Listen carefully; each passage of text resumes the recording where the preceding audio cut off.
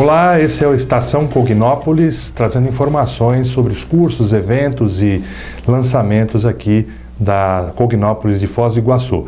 E hoje vamos conversar com o Pedro Fernandes, que vai conversar conosco um pouco a respeito da personalidade consecutiva. Tudo bom, Pedro? Tudo bom, Mauri? Tudo bem? Obrigado pela oportunidade. Obrigado pela tua presença. Pedro, que é médico, é pesquisador e professor de Conscienciologia, e vamos conversar então sobre a primeira semana da autopesquisa serexológica, não é isso que vai acontecer agora no final de setembro? É isso mesmo. Nós propusemos esse evento que visa aprofundar essa questão da personalidade consecutiva, ou seja, as pesquisas do passado, de vidas sucessivas, ou seja, quem que nós podemos ter sido no passado. E para fazer isso, vamos partir de um caso prático, quer dizer, nós temos uma hipótese de eu ter sido a personalidade de Émile Littré, um médico francês do século XIX, e vamos trazer então os resultados dessa pesquisa, vamos tentar comprovar essa hipótese nesse evento. Na programação da primeira semana, nós temos, abre-se com o primeiro fórum, né, de serexologia. Serexologia, onde nós vamos apresentar então essas pesquisas, vai começar no dia 20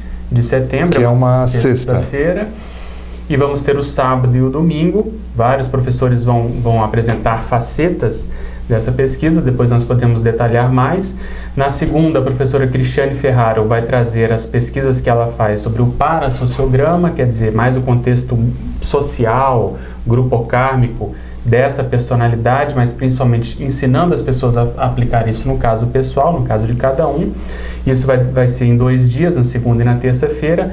Na quarta, nós vamos debater um filme, vai ser o chamado Cine Serex, para mostrar os conceitos da serexologia, que é essa ciência que estuda as vidas sucessivas a partir da conscienciologia. Na quinta-feira vai ter um evento também interessante, que é o Consyncobaia Serexológica. Os professores da Conscius vão aplicar a metodologia do conscienciograma nessa hipótese que a gente falou, quer dizer, no meu caso, serexológico, para ajudar as pessoas que estão também passando por isso, tendo esse interesse nessas pesquisas. E na sexta-feira da semana seguinte, então, vamos finalizar a semana com um acoplamentário temático. Acoplamentário, um laboratório grupal para desenvolver a clarividência, mas nesse caso focado mais nas pesquisas do próprio passado. Então essa que seria a semana de autopesquisa serexológica, que visa contribuir com as pesquisas de todos que têm interesse nessas questões. A serexologia, para quem não tem muita familiaridade com o termo, com esse neologismo, é o estudo técnico da personalidade consecutiva, as vidas anteriores. Isso. Porque a Serexis é um dos próprios pilares aí do paradigma consciencial, a multiexistencialidade. Exatamente. E a grande diferença, a proposta da conscienciologia é fazer isso de modo técnico. É tanto que para nós começarmos uma pesquisa desse tipo, nós consideramos que a pessoa tem que ter 100 itens dentro de um cotejo entre a vida anterior e a vida atual, pelo menos 100 itens que batam, que tenham alguma afinidade, alguma correlação, 100 itens mais relacionados ao temperamento.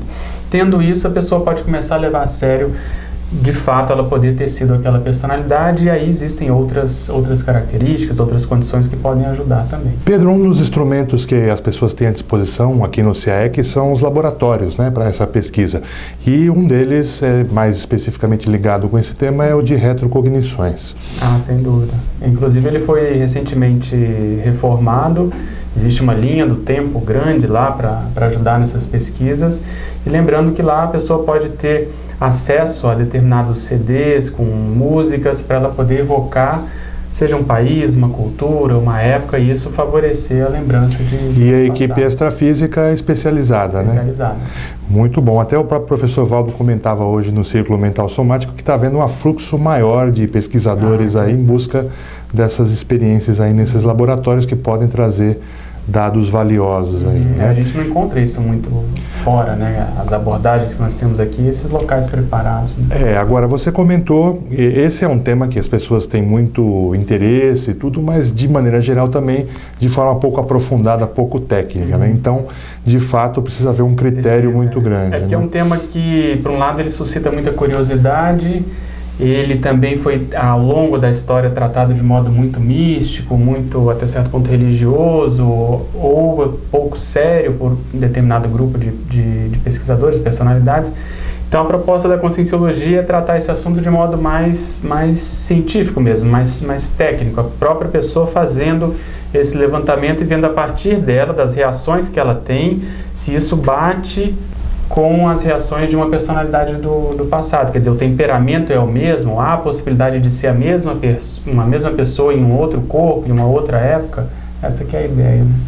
E você comentava também que tem todo aí um grupo de consciências, né, que estavam ligadas naquela época, e isso faz parte da pesquisa também, saber até que ponto tomar como hipótese que aquelas consciências estejam hoje conosco, convivendo conosco. A ideia, a gente partiu dessa suposição, e um dos motivos que eu encaro como sendo assim a razão de ser dos amparadores terem ajudado nessa pesquisa, de levantar essa hipótese, é justamente para ajudar outras pessoas a se localizarem também na série X. Então, a professora Cristiane Ferraro, por exemplo, nesse fórum, ela vai apresentar o parasociograma do Littré. Quer dizer, quais eram as personalidades que ele tinha mais contato, possíveis amizades raríssimas, por exemplo, adversários ideológicos também, quer dizer, as pessoas que ele fazia parte no contexto político, no contexto da medicina, no contexto da escrita, do dicionário, do positivismo, enfim, vários contextos. Por quê? Para ver se nós encontramos essas pessoas hoje, quer dizer, ao levantar a bola também, ao fazer essa evocação, ao citar esses nomes, essas biografias, quem sabe as pessoas que estão aqui hoje convivendo conosco, que possam ter afinidade comigo, estão no mesmo ambiente, convivendo, tendo os mesmos interesses, quem sabe que isso não é vamos dizer assim, uma bandeira, uma primeira condição que a pessoa possa se interessar e aí começar uma pesquisa e também ter acesso a essas informações. Então, pouco a pouco, isso é um sonho de consumo nosso, a gente ir preenchendo as peças desse puzzle, né, desse quebra-cabeça seriexológico, quer dizer, quem foi quem no passado e a responsabilidade de hoje nós estarmos juntos novamente, trabalhando com a proposta comum, que no caso é a Conscienciologia. Né? E essa época aí foi muito efervescente aí, em termos de ideias, de ideologias, né, de surgimento de novas disciplinas científicas. Exatamente, né? É o pós-Revolução Francesa, a França teve várias idas e vindas com a questão da república e a monarquia, teve pelo menos aí ao longo do século XIX 3 uma convulsão social muito grande. A condição artística também, com Balzac, Victor Hugo, várias personalidades, a própria George Sand. Então, são intelectuais, cada um mais ou menos na sua linha, na sua área, uns mais políticos, outros mais literários, uns mais, por exemplo, no caso do Littré, relacionado à filosofia e à lexicografia, mas todos com um objetivo comum, que era defender a questão da liberdade, propor um processo de governo mais, vamos dizer assim, democrático, mais universalista, ao contrário do que havia, ao contrário da condição da monarquia, da própria condição que a Igreja Católica defendia. Então, havia muito essa inquietude, né, social. Várias revoluções aconteceram também, guerras também. Enfim, era um ambiente muito conturbado e você é um dos elementos até que, até certo ponto, dificulta essas pesquisas, porque hoje nós temos um contexto completamente diferente, ou bastante diferente. Então, o modo como nós reagimos em determinado zeitgeist, em determinada mesologia, em determinado ambiente, às vezes ele pode diferir um pouco. Então nós temos que levar isso em consideração, quer dizer, sob aquele mesmo teto, sob aquela mesma influência, será que nós reagiríamos como, né, de um jeito ou de outro? Então isso às vezes faz parte do quebra-cabeça também. Exatamente, né? O que valorizar, né, nessas pesquisas. Muito bem. Agora me conta como que você teve contato inicialmente já nesta vida com esse nome, com a personalidade do Littré. A coisa que foi mais séria, que eu coloco assim um marco nessa pesquisa, foi no segundo semestre de 2009, mais ou menos em outubro, quando eu estava num jantar social, conversando amenidades até sobre as pesquisas do Charles Darwin, a biografia do Charles Darwin, quando o professor Valdo, que estava nesse jantar, ele, até olhando para mim, se referindo a mim, ele falou mais ou menos assim: dentro dessas pesquisas do Charles Darwin, nós temos que saber onde está o Littré. Afinal de contas, Littré foi um dos maiores defensores das ideias do Darwin na França. E quando eu ouvi aquele nome, eu tomei um impacto muito grande, um banho de energias, tirei um papel que estava no meu bolso e anotei esse nome.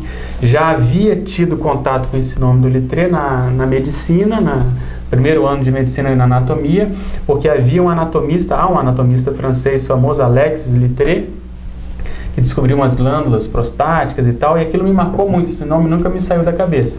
E quando eu fui pesquisar achando que era esse anatomista, eu encontrei o lexicógrafo e comecei a ver que havia muita sincronicidade, muita familiaridade, muita, vamos dizer assim, convergência de interesses com as minhas pesquisas. E até certo ponto uma certa semelhança física, né, do senho, dessa parte do olho. Eu falei, ué, mas será que essa personalidade sou eu? E aí a pesquisa começou. Aí você às vezes anda um pouquinho para frente, anda para trás, porque você acha que está forçando a barra, será que é, será que não é? Enfim, foram muitas idas e vindas até que a gente começou a admitir que a coisa realmente era mais séria. E aí o próprio professor Valdo passou também vamos dizer, a confirmar mais, a falar que o próprio Zéfiro, que é a personalidade extrafísica do professor Valdo, vamos dizer, ajudou o Littré, o próprio amparador e enumerador também teve um papel nisso. Então as coisas começaram a abrir um pouco mais e a gente começou a trabalhar no sentido de tentar comprovar essa hipótese a partir daquilo que a gente estava falando do temperamento. Aí nós convidamos a professora Jaqueline Narras, que é fluente em francês, para ela estudar também essa personalidade. Ela vai estar falando no primeiro fórum também? Isso, no primeiro fórum. Ela fez a tradução de um opúsculo do Littré, que ele conta exatamente como ele fez o dicionário, como foi essa condição. E aí, a partir desses elementos, principalmente do temperamento, do jeito de ser, a gente foi vendo que realmente a chance é muito grande. E o Littré, então, naqueles círculos que você falou, né, de político, científico, ele então estava no mesmo círculo do Charles Darwin. Exatamente, um na Inglaterra e ele na França, mas essas ideias estavam muito em voga, né, e eram muito novas e até certo ponto eram muito polêmicas. Quer dizer, você afirmar que o ser humano, né, que o homem, ele veio do macaco, que há um processo evolutivo dentro disso. Uma ruptura muito grande com o pensamento religioso até então é muito forte, né, muito vigente. É tanto que se as pessoas procurarem, há muitas caricaturas do próprio Littré e o Darwin como se fossem macacos ainda, defendendo querendo ridicularizar essa condição. Então havia uma afinidade muito grande na questão da defesa da própria ciência, na defesa do pensamento científico.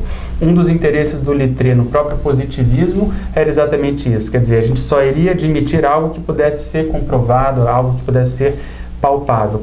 Isso, se por um lado houve um certo exagero nesse sentido de querer reduzir tudo ao processo científico, mas por outro lado ajudou a fazer frente a esse pensamento mais religioso, mais místico, dentro da própria metafísica também. Eles pensavam que isso poderia não ajudar tanto, quer dizer, esse pensamento de que as coisas podem ser comprovadas a priori. E no caso do positivismo, eles consideravam que era mais a posteriori, quer dizer, depois que os eventos acontecem, você analisa, você pode mensurar, você pode aferir, e aí você pode realmente fazer ciência, tecer considerações e assim por diante. Então, realmente era um ambiente de muita novidade, tanto por um lado como para o outro, em todos os aspectos. No campo literário, havia a condição do realismo, por exemplo, a parte mesmo da filosofia positivista, a parte social do socialismo também estava começando, tentando de algum modo ajudar o proletariado que estava se constituindo em função da Revolução Industrial, enfim. E a gente tem que lembrar também que a gente estava no pós-Revolução Francesa, quer dizer, havia essa convalescência nesse sentido.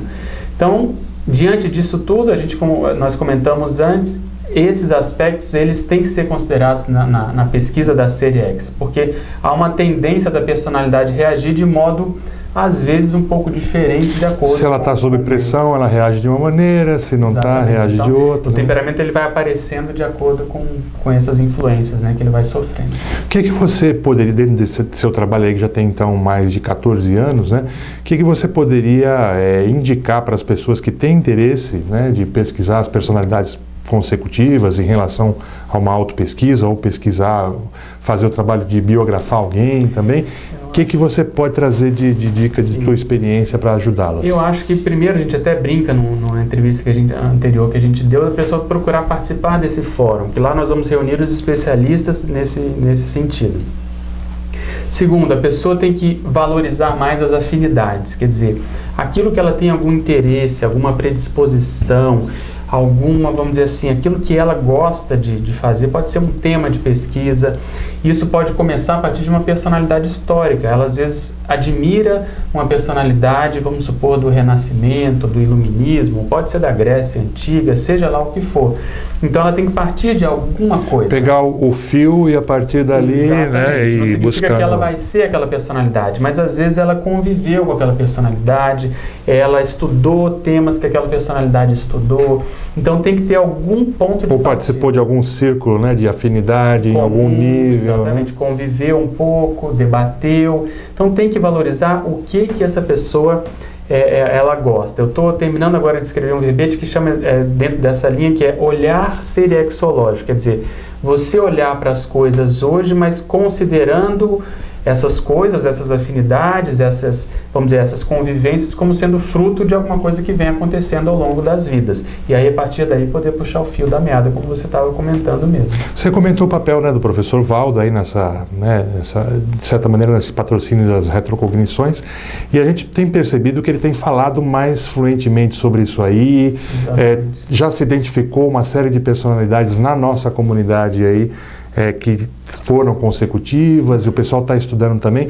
Você acha que existe hoje uma preparação maior?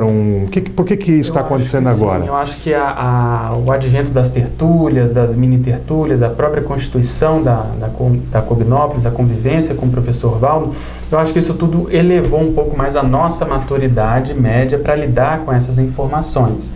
Então, pouco a pouco eles estão... através do professor Valdo, mas via amparadores principalmente, eles estão veiculando essas informações, porque isso ajuda muito a compreensão dos intermissivistas acerca do papel que eles têm hoje na PROEX. Então eu vejo que essas informações, elas aumentam muito a nossa responsabilidade.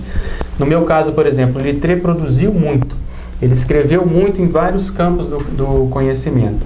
E até então, eu vinha, de algum modo, produzindo, mas na parte escrita, que é um dos trafores, vamos chamar assim dele, nem tanto. Então, quando você tem essa informação, você começa a querer correr atrás. De certa maneira, você se percebe em subnível. Subnível, e isso acaba resvalando no grupo. Então, quando você vê outras personalidades que também isso aconteceu, a tendência é todo o grupo começar a levar mais a sério, se impertigar mais e, vamos dizer assim, encarar as coisas que precisam ser feitas mesmo. Muito bom. Você acha que isso, então, é vamos dizer assim, um efeito colateral positivo? Colateral positivo, eu não tenho dúvida. Acho que a responsabilidade média aumenta, a gente vê que as coisas realmente acontecem. Um exemplo é esse que eu estava comentando. Às vezes uma coisa que eu escrevi lá 200 e poucos anos atrás, hoje está na minha mão. Então, aquilo que eu posso, por outro lado, escrever hoje, se com menos informações isso aconteceu, imagina para a próxima vida, quer dizer, aquilo que a gente chama de auto-revezamento. Eu escrevi alguma coisa que eu sei que eu vou recuperar na próxima vida. Então, a tendência é a nossa lucidez aumentar muito.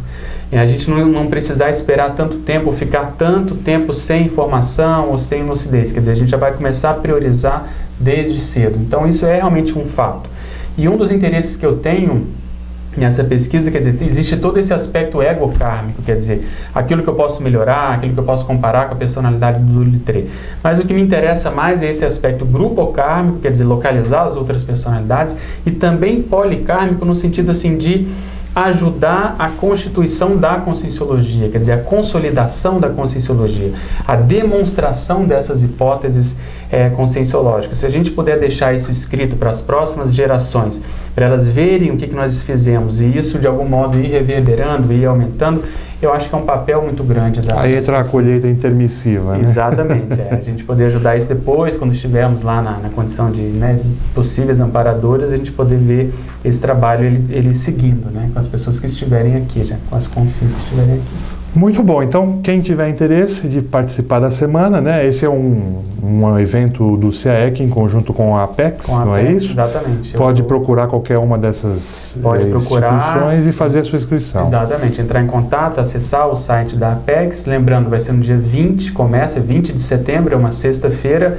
até a outra sexta-feira nós vamos fechar com acoplamentário, e lembrando também que é o primeiro evento que nós vamos poder debater essas pesquisas a partir de um caso prático e também em grupo. Então, gostaria de... Incluindo até a condição de consim cobaia, no seu caso, né? Total, então, isso é muito legal. Vamos passar por isso. A gente vai colocar elementos não só dessa vida, as pessoas que convivem comigo vão estar lá também, mas também os aspectos biográficos do Littré, a gente poder tirar partido disso. Um evento, então, inédito, algo interessante, né? Nunca aconteceu nesse nível, nessa profundidade, com esse grau de abertismo de falar as coisas, né?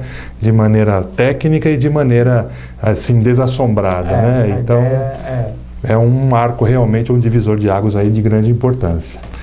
Pedro, muito obrigado pela tua entrevista, né? Agradecemos aí e deixamos aberto aqui o espaço, né? Voltaremos a falar aí, provavelmente até, de repente, falando sobre os resultados aí, do fórum. Eu gostaria de agradecer também a oportunidade, a gente está aí disponível para mais informações. Muito obrigado e até a próxima. Até a próxima, então. Tchau.